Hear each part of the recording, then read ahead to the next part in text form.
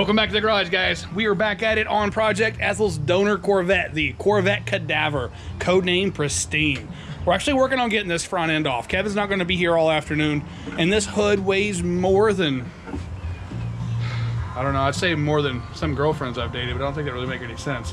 It's a heavy hood, all right? This thing is way more than I want to carry right now with my shoulder, so we're going to pop these headlight buckets out and kind of see where that takes us and see if we can't figure out a way to get this thing off. So we've got one of the headlight buckets out. We're working on the driver's side right now. Jeez, Kevin, can you make some noise? Same size. What size is it? Smaller than that. It's like a 10. So before we had a bolt crisis, we were just debating on putting these headlights in something else. We've joked about putting it on Ethel. We're not putting the Corvette front end on Ethel. But how cool would those pop-up headlights look in the hood of SVT Kevin's truck? No. It's even the same color. No. A little pinkish? Bro, we just do like a phantom front end. And then boop, headlights when you need them, not when you don't. You're loving it, aren't you? I think so. What do you guys think? I think it's actually growing on him. So we just shave all these headlights and do like a billet grill and put those in the hood, right? Oh, that's nice. How's it look? I think it looks great. And you gotta think about it, when you wanna go fast, you flip it over for more aerodynamics, and you got that flat plate on the backside here. It's terrible. It's perfect. It's never been done before, dude. That's what we're all about here at Dicky's Garage. Match, though. Perfect match. You did not know SVT Lightning. $500 for it, though. That's a $500 headlight, dude. So apparently Ford, when they built the SVT, copied Corvette in 1984, because that's the same damn color. Jeez, or at least it looks like that way in the dark. Where are we at, Kevin? What are we doing next? Hood hinges? Oh man, I'm dreading this. So We got two there, two there. it's never as easy as it looks. We need to start taking bolts out and see what happens? Yeah. All right, cool. We're gonna get to work. Just whatever you do, don't scratch the paint. You hold the hood? Sort of.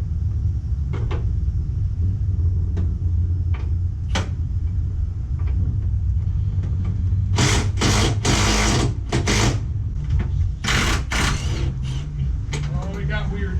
Things feel loose and floppy. We've made some progress. We've got the hood up against the coconut tree. We're gonna try to get that to the backyard, to the storage area. What do you want to do next? Think we can get the bumper off? I feel like there's a lot of wiring and complications going on with that. How much wiring do you mean the bumpers? Two lights. I don't know. Let's check it out. Oh, check this out. It's got like a doodad. What do they call it? A lug wrench. Cigarette lighter? I think that's the lug wrench holder. You gotta twist it. What? So for that Corvette guy that couldn't afford AAA, that was the only way to get back home. All right, so with the hood off, there's a lot more access to this awesomeness that we call crossfire injection. If you guys have never seen this before, it's essentially just an injector there, an injector there, two blades, and they sit diagonal on one big plenum. A lot of people say these aren't great, but I would imagine if they're tuned and dialed in right, it probably works okay, but there's a lot of opportunity for problems with all these linkages and stuff. And it's an emissions compliant engine, so it's not really geared towards horsepower. What we're trying to do now is get this distributor cap off and check out this distributor and see if it's going to be something we can use.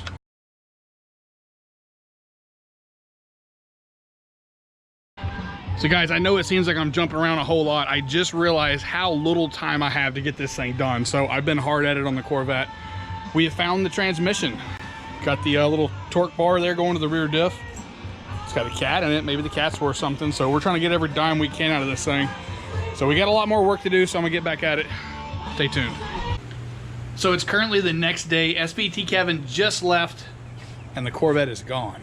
So we've got a few pieces left of this car. I did keep the front, no, this is the back suspension. I don't know, it's a rear differential, some brakes, you know, somebody may need that. And I've got a few more pieces that I've listed on eBay. Let me show you my pile. So right outside the kitchen window, we've got Corvette Central. We got all kinds of bits and pieces. We even got the hood. I forgot to list the hood. I don't know what I'm gonna do with it. Maybe a local sale, maybe like Craigslist or Marketplace, but that's kind of what we're doing. We're selling everything. So now that we've got the Corvette out of our way, we pulled the Vega outside and we used a cherry picker to drag the engine and transmission on into the garage. Now, before I go any further, I think I'm gonna go ahead and separate all this, get this engine on the stand, and figure out what it is that we actually bought. So I started unbolting the transmission, and before I could get it off the engine, I had somebody here to buy it. So the transmission's already gone, and we're making good progress at filling back up that car fund jar. So the next thing I need to do is get this flex plate off the engine, get it mounted on the stand, and start ripping some of this crossfire injection off.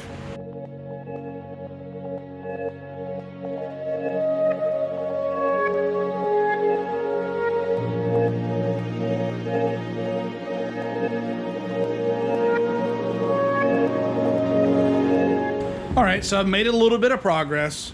I just found a couple of problems though. One thing I just noticed, I think these things use a different water pump. I didn't want to get complicated on the pulley system, but I thought this would be a good serpentine setup. So I got to do some research on that water pump. It looks to be an aluminum water pump with like bosses on the top for this smog pump bracket. So we'll see what we can figure out there. Right now, what I want to do is work on getting this crossfire popped off. There is so many cables and linkages. Like, it's no wonder it doesn't work. Like, it's just too much to go wrong. Imagine if it is right, it probably would work okay, but geez, Chevy, come on.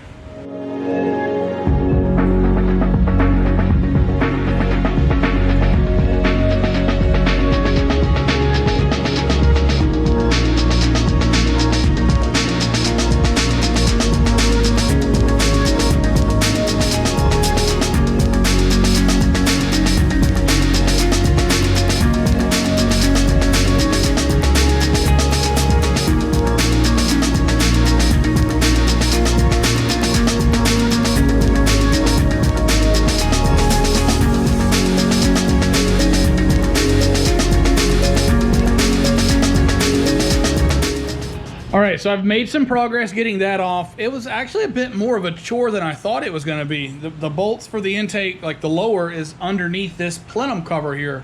And that plenum cover was held on with a couple of different sized bolts. Fortunately for me, I found just the tool for the job. This old rusty thing here.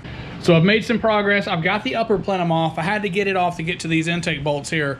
I just discovered now I gotta pull these accessories and smog, at least the smog pump, out of the way to get this intake off so we can see down in this engine. So I've gone ahead and pulled the engine down a little bit further. I pulled the valve covers off and I've got the intake completely off now. I did take a moment to clean this up here. 4010207. The best I can tell, that is a period correct engine for an 84 Corvette. It shows it's date coded somewhere between 80 and 85, which matches. So the confusing part is, why did this engine have this crate motor valve cover on one side and a Corvette valve cover on the other side? Is it something I need to know, or is it just somebody needed a valve cover and that's just the one they had laying around? Who knows? So the heads are the correct heads too. Casting number is, let's see here, 462624. So they're not great heads. They are emissions compliant heads, and they're prone to cracking somewhere on the exhaust seats right here in the center. So we're not going to be using these anyway, but maybe they'll be a good backup or something. The water pump is different on the Corvette, but it looks like it's going to be usable. So I looked online, they're 30 to 40 bucks for a water pump to replace this thing. So I'm going to go ahead and run it and kind of use this belt setup we had on this engine. The only real mystery left is it a 2-bolt or is it a 4-bolt main? So the one thing left to do, and that's get the oil out of it and pull this pan and see what we got. As I'm sure you guys can probably tell, I've been a little busy. So I've got my engine torn down to where I can see what I need to see. First off, let me show you, I got a little bit of damage in one of the cylinders. It's just surface rust. I'm pretty sure it'll hone out. I guess it looks like more recently a little bit of water got in there. I think the previous owner was playing with the engine a little bit. A couple things that throw me off about this whole thing. First off, it had a crate motor valve cover.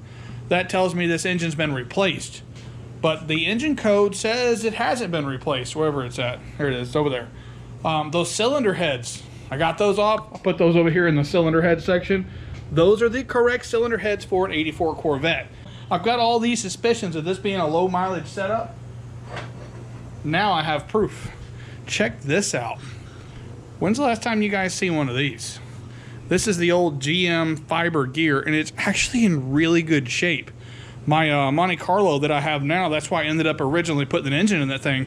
because this gear ate itself up and the aluminum went through the whole engine and destroyed it. So yeah, that's kind of cool, right? Wish you could reuse this.